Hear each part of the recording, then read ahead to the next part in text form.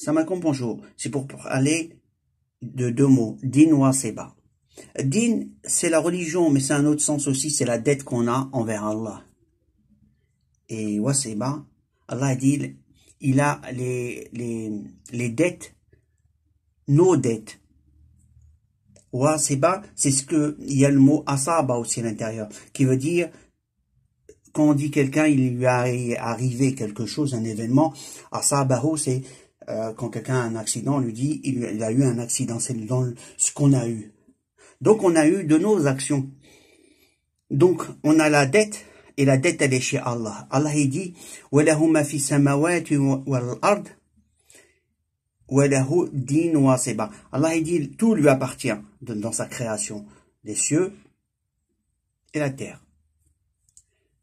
Et il a nos dettes, il a la religion, parce que la religion, Allah, il nous l'a donnée, elle lui appartient, mais il a nos dettes. Et là-bas, il dit, juste après qu'il dit que dans le sens de nos dettes, il dit, afala ghayra Allah tattaqun. En dehors d'Allah, vous cherchez, vous craignez, et vous cherchez justement, vous retournez envers les autres. Envers qui? C'est-à-dire qu'ils cherchent des associés, en fait, en dehors d'Allah. Et Allah, il le dit bien juste après, en disant que quand ils ont des problèmes dans leur vie, ils se retournent vers Allah pour lui demander de l'aide. Donc, ils se retournent vers Allah. Donc, ils sont conscients que Allah, c'est Dieu, mais ils donnent dos à Allah puisqu'ils vont pas dans sa direction. Ils vont dans le sens de l'enfer, par leur biais de leur action. Donc, désobéissance, et certains, ils mettent des associés. Donc, ils associent à Allah d'autres que Allah.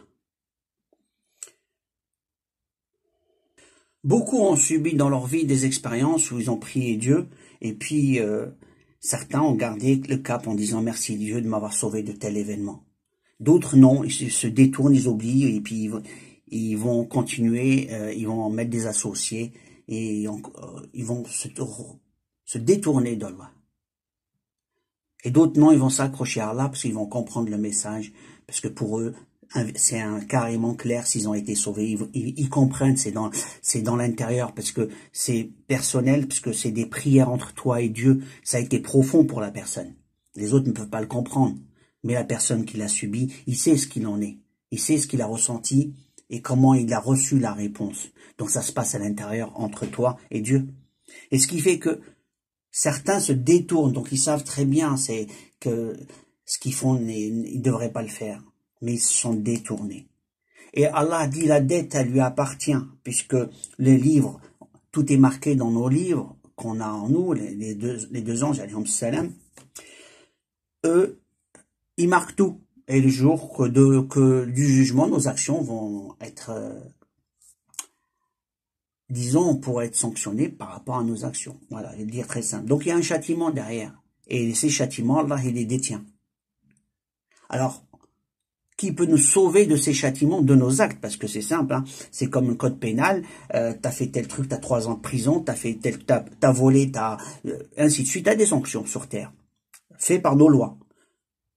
La question qui se pose, c'est que tu vas chez le juge, tu lui dis, s'il te plaît, juge, j'ai un problème. Oui, lequel? J'ai une dette envers quelqu'un, j'ai pas de quoi payer et je veux pas aller en prison et je peux pas payer. Je suis pas en mesure. Ben, alors il dit, bon, on efface tout ça, vous avez une... Il trouve une moyen qu'une association paye à ta place. Donc, on va dire, on efface l'ardoise. C'est exactement la même chose. Demandez à Allah de nous effacer l'ardoise de nos péchés. Il faut le faire maintenant, parce qu'après, une fois qu'on est mort, le livre est fermé, et comment faire pour effacer une dette? On va courir pour que, justement, qu'on ait cette possibilité. Mais là, on l'a. Donc, effaçons la dette. La dette, c'est quoi? C'est nos péchés, et justement, le fait de tourner le dos à Allah, c'est un péché. Comment quelqu'un qui a autant d'amour, qui a tant de puissance, il est illimité en savoir, en connaissance, en puissance et en amour. Hein. C'est énorme. Et ensuite, on s'en détourne. Comment on peut s'en en passer? C'est qu'il y a un problème dans nos têtes et dans nos cœurs. Allah est amour et tout puissant. Et on a une dette. c'est le bon comportement envers Allah, envers soi-même et envers les autres. Voilà, je vous dis, méditez sur la question. Allah, c'est l'unique, c'est Ahad, et on va aller le rejoindre un jour. Je vous dis à la prochaine. Alaykoum salam.